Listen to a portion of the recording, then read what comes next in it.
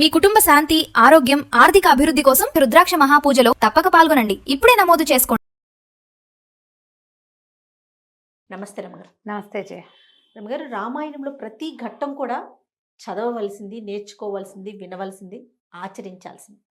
అలాంటి ఘట్టాల్లో ముఖ్యమైనది ప్రత్యేకమైన ఘట్టం ఏదన్నా ఉంటే ఒకటి చెప్పుకుందామండి. చాలా ప్రత్యేకతలున్నాయి జయ రామాయణానికి. ఉమా సంహిత అనే ఒక పుస్తకం ఉంది. ఉమా సంహితలో ఈ సంహితలో ఏం చెప్పబడ్డాయంటే రామాయణం నుంచి కొన్ని ఘట్టాలు కొన్ని సమస్యలకి సమాధానాలుగా చెప్పబడ్డాయి. సకలార్థ సిద్ధి రామాయణం లేదా సర్వార్థ సిద్ధి రామాయణం పేరుతోటి ఒక పుస్తకం ప్రింట్ చేశారు. నాకు తెలిసి మొదటిసారి ప్రింట్ అయినప్పుడు సకలార్థ సిద్ధి రామాయణం 71, 72 ఆ ప్రాంతాల్లో ప్రింట్ చేయబడింది మొదటిది.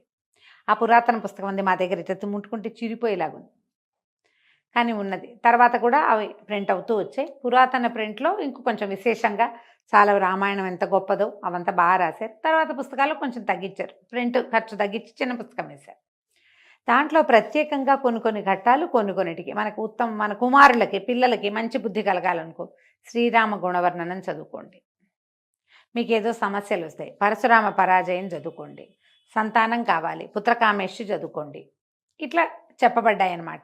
ఇవన్నీ ఎక్కడి నుంచి తీసుకున్నారు? వాల్మీకి రామాయణంలోని రకరకాల అయోధ్యకాండలో కొన్ని ఇవి అని అట్లా చెప్పారు. కొన్ని సర్గలు అయోధ్యకాండలో మొదటి 2 సర్గలు చదివితే పిల్లలకి సద్బుద్ధి కలుగుతుంది. రామ గుణవర్ణనమే. సీతా కళ్యాణ ఘట్టం, పట్టాభిషేక సర్గ, తర్వాత సుందరకాండలో కొన్ని ప్రత్యేకమైన సంగతులు. అయితే అందులో ఒక ప్రత్యేకమైన సంగతి ఏంటంటే సుందరకాండలోని త్రిజటా స్వప్నం చాలా ప్రత్యేకమైనది. ఈ త్రిజటా స్వప్నం ఎప్పుడు వస్తుంది? ఆంజనేయ స్వామి సీతాదేవిని చూసినప్పుడు ఆయన అశోకవనాన్ని వెతికాడు. మొత్తం లంకానగరం అంతా వెతికి సీతాదేవి ఎక్కడ కనపడక హనుమన్ నిర్వేదం కూడా ఒక ప్రత్యేకమైన సబ్జెక్టు. నాకు గుర్తుండి సుందరకాండలో 14వ సర్గ అట్లా అనుకుంటున్నాను. ఆయన చాలా దిగులు పడి, అయ్యో ఏమిటి నాకు కనపడలేదు, నేనేం చెప్పను వెళ్ళి, ఆమెను ఏమైనా వీళ్ళు చంపేశారా, నేను రాముడికి ఏం చెప్పను, వాళ్ళందరూ ఏమైపోతారు, ఒకళ్ళ తర్వాత ఒకళ్ళు అందరూ మరణిస్తారు, అందరూ అయిపోతారు, నేను ఇంక అక్కడికి వెళ్ళను, నేను వెళ్ళిపోయి తపస్సు చేసుకుంటా, ఇంకెక్కడికో వెళ్తా, నేను వెళ్ళకూడదు అనుకుంటాడు. దిగులు పడతాడు బాగా. హనుమన్ నిర్వేదం చాలా అద్భుతమైన ఘట్టం. ఇదేంటంటే మానసికమైన చిత్తచాంచల్యాలు కలిగినప్పుడు, మానసికమైన సమస్యలు, మనకే డిప్రెషన్ కానీ మనకే ఏదైనా మెంటల్ ఇష్యూస్ కొన్ని వస్తాయి కదా, ఆ వచ్చిన వాళ్ళు ఈ హనుమన్ నిర్వేదం చదువుకోమంటారు. ఈ హనుమన్ నిర్వేదం తర్వాత ఆయన అశోకవనాన్ని చూస్తాడు. చూసి అశోకవనం ఇదేంటి ఇంత అద్భుతంగా ఉంది, ఇక్కడ ఉందేమో అని వెళ్తాడు. అశోకవనంలోకి వెళ్తే ఒక చెట్టు కింద, సించుపా వృక్షం కింద ఈవిడ కూర్చొని కనపడుతుంది. అప్పుడు ఈయన చెట్టు మీద ఉండగానే రావణాసురుడు వస్తాడు. ఆయన బోళ్ళంతమంది స్త్రీలతోటి పరివేష్టితుడుగా వచ్చి ఆమెని, సీతాదేవిని నన్ను వివాహం చేసుకోమని, వెళ్తే చక్కగా ఉండు, నువ్వు హాయిగా ఉండొచ్చు, హాయిగా అనుభవించాలి, నువ్వు ఎందుకు ఇట్లా చేస్తున్నావని మాట్లాడతాడు. ఆమె పరమ దుఃఖంతో ఆయన నేను కాదంటుంది, వెళ్ళిపోమంటుంది, గడ్డిపోసను అడ్డం పెట్టుకుంటే నేను నీతో మాట్లాడినంటుంది.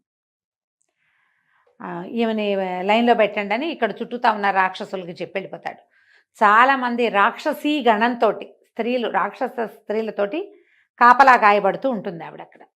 అయితే ఉన్న వాళ్ళంతా బెదిరిస్తారు రాక్షస స్త్రీలు ఆమెని, నీకేమిటి, నీ భర్త ఎప్పుడో పోయాడు, ఓడిపోయాడు, నిన్ను అడవికి తీసుకొచ్చాడు, అతనితోటేమిటి, అతనేం లేదు, మానవుడు, అతను ఏమీ చేయలేడు, రావణాసురుడిని పట్టుకోవటం కష్టం, ఈయన చాలా శక్తిమంతుడు, త్రిలోకాధిపతి, దేవతలే ఈయన ముందు సాగిలపడతారు, ఆయన్ని ఒప్పుకోమని ఈ రాక్షస స్త్రీలంతా సీతాదేవిని బలవంత పెడతారు. ఇదంతా ఆంజనేయులు పైన కూర్చొని చెట్టు కింద వింటూ ఉంటారు. ఆమె దుఃఖంతో నేను చనిపోతాను, చచ్చిపోవటమే, చావే శరణ్యం, రాముడు రాలేడంటే ఇంకా నేను చేయగలిగేదేం లేదు, చచ్చిపోతానని, నేను ఆత్మహత్య చేసుకుంటానని ఆవిడ ఏడుస్తూ చెప్తుంది. కొంతమంది రాక్షస స్త్రీలు ఈమె సూసైడ్ చేసుకునే ప్రయత్నం చేయబోతోందని రావణాసురుడికి చెప్పడానికి పరిగెత్తారు. కొంతమంది ఏమో ఈమెను బెదిరించారు, ఇంత పిచ్చిగా మాట్లాడుతున్నావు, అనార్యురాలివి, తెలివిగల దానివి కాదు అని కేకలేస్తుంటారు.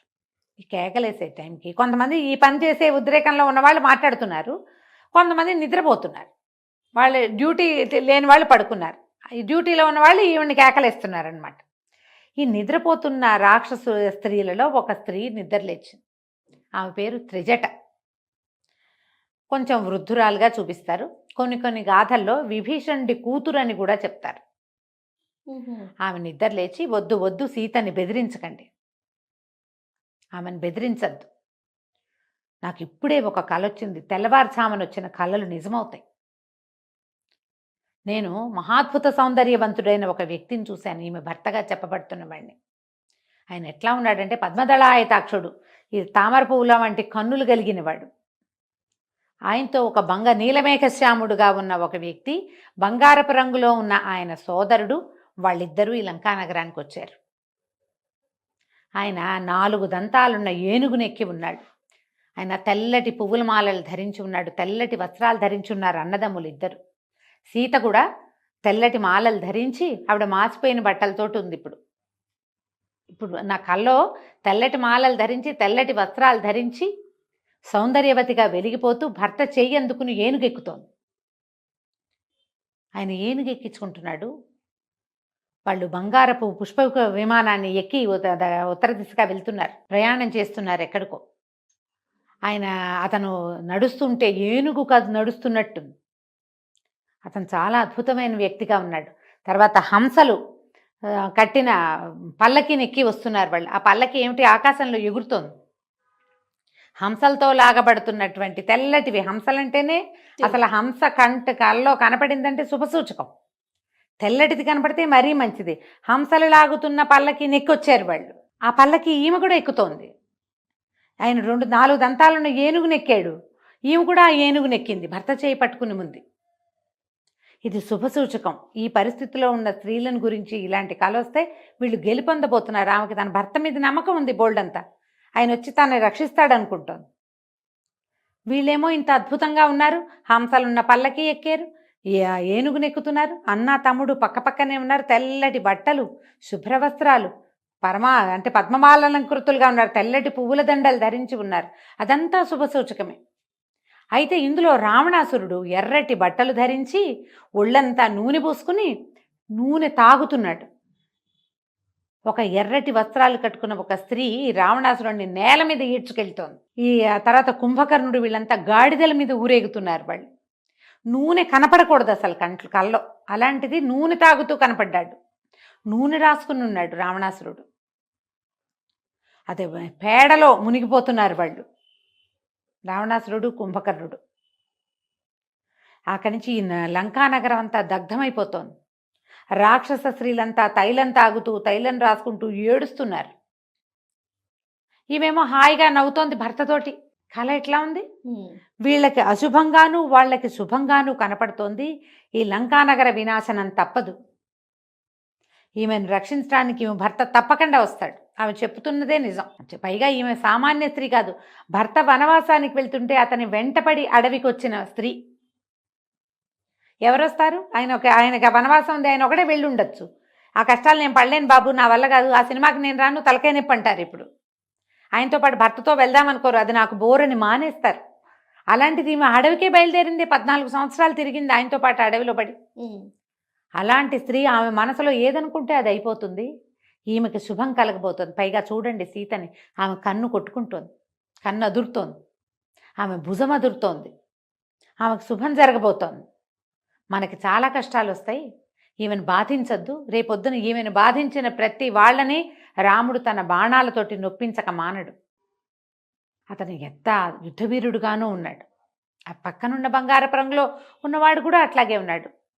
అయితే ఒక మహావానరం ఒకటి ఈ లంకా నగరాన్ని తగలబెడుతోంది. అది కూడా కల కనపడింది. ఒక వానరం తగలబెడుతోంది. కోతి కూడా కల్లో కనపడకూడదు. ఆంజనేయ స్వామి అయినప్పటికీ అంటారు, ఇదే చెప్తారు. సీతాదేవికి ఆ పైకి చెట్టు మీదకి కళ్ళు చూసేసరికి ఆంజనేయుడు కనపడితే కళ అనుకుని ఆవిడ, అయ్యో కల్లో కోతి కనపడకూడదు, నా కోతి కనిపించిందని బెంగపెట్టుకుంటుంది ఆవిడ. అది నిజం అనిపించదు, క్షణం పాటు తన కల్లో ఉన్నాను అనుకుంటుంది. ఇలా త్రిజట చెప్తుంది ఈ సంగతి అంతా. రేపు త్వరలో లంకానగర నాశనం తప్పదు. రావణుడు పొరపాటు చేశాడు, అతనికి మరణం తథ్యం. ఆయన ఎర్రటి బట్టలు కట్టుకుని కనపడుతున్నాడు, నూనె తాగుతున్నాడు, నూనె రాసుకుంటున్నాడు ఒంటికి, గాడిదనెక్కుతున్నాడు. సార్వభౌమత్వాన్ని, త్రిలోకాధిపత్యం ఉన్నవాడు గాడిదనెక్కటం ఏమిటి? గాడిదనెక్కి కనపడుతున్నాడు. తమ్ముళ్లతో సహా, కుమారులతో సహా సమస్తమైన జనాలు గాడిదల్ని ఒంటెల్ని ఎక్కి వెళ్తున్నారు వాళ్ళు. అందరూ బురదలో పేడలో కూరుకుపోయి కనిపిస్తున్నారు. అందరూ నూనె తాగుతున్నారు. తాగి ప్రేలాపనలో మునిగి తేలుతున్నారు వాళ్ళు. వాళ్ళందరికీ మరణం తథ్యం. కాబట్టి సీతని బాధించద్దు, ఆమెను వదిలిపెట్టేయండి, ఆమెతో మాట్లాడద్దు. ఏది జరగాలనుందో అది జరుగుతుంది. తెల్లవారుజామున వచ్చిన కళ్ళలు నిజమవుతాయని ఆవిడ సీతకి దండం పెట్టిందట త్రిజట. ఇదంతా వింటున్నాడు ఆంజనేయ స్వామి. రేపు జరగబోయేది ఇది. ఇదంతా వాళ్ళకి శుభమే కదా. అదే. రాక్షస స్త్రీలు గమ్మునైపోయారు, తగ్గిపోయారు, నిశ్శబ్దంగా ఉన్నారు. ఈవిడ సీతాదేవి మాత్రం నా వల్ల కాదు, వీళ్ళందరూ ఎవరి దారిని వాళ్ళ నిద్రలో పడ్డారు. ఆవిడ ఈ చెట్టుకు ఉరిపోసుకుందాం అనుకుంది. అప్పుడు ఆంజనేయ స్వామి ఈ రామగాథ అంతా చెప్పాడు. ఇక్ష్వాకు వంశ ప్రభు ఉన్నాడు, ఆయనకి కుమారులు ఉన్నారు 4 అని కథ అంతా చెప్పేసరికి ఆవిడప్పుడు ఆంజనేయ స్వామితో మాట్లాడింది. తర్వాత ఏముంది, ఇది మన లంకాదహనం జరిగిపోయింది. ఈ రావణాసురుడితో మాట్లాడడం, మళ్ళీ వెళ్ళి ముద్రిక ఈవిడికేమో ఉంగరం ఇచ్చి ఆవిడ యొక్క చూడామణిని తీసుకుని ఆయన వెళ్ళిపోయాడు. తర్వాత రాముడు తదితర సైన్యం అంతా మళ్ళీ వచ్చారు. ఈ త్రిజటా స్వప్నాన్ని గనక చదివితే ఇది సుందరకాండలో 27వ సర్గ. మీకు పీడకలలు వస్తాయి ఒక్కొక్కసారి. పీడకలల్లో మరణము, దుర్మరణాలు, యాక్సిడెంట్లు, మనకి సంబంధితుల వాళ్ళ గురించిన చెడ్డ కళ వచ్చినప్పుడు త్రిజటా స్వప్నాన్ని గనక చదువుకుంటే ఎక్కువ లేవు, ఒక 52-51 శ్లోకాలు ఉంటాయి. చకచక చదివేసుకోవచ్చు. రామాయణం అంత టఫ్గా అనిపించదు. మామూలుగా మన విష్ణు సహస్రనామం, లలితా సహస్రం చదివే అలవాటు ఉన్న వాళ్ళైతే చదవగలుగుతారు. ఓకే. అర్థం తాత్పర్యం అన్న పుస్తకం తెచ్చుకున్నారా మీకు ఇంకా సులువుగా ఉంటుంది. శ్లోకం చదివి అర్థం చదువుకోవచ్చు.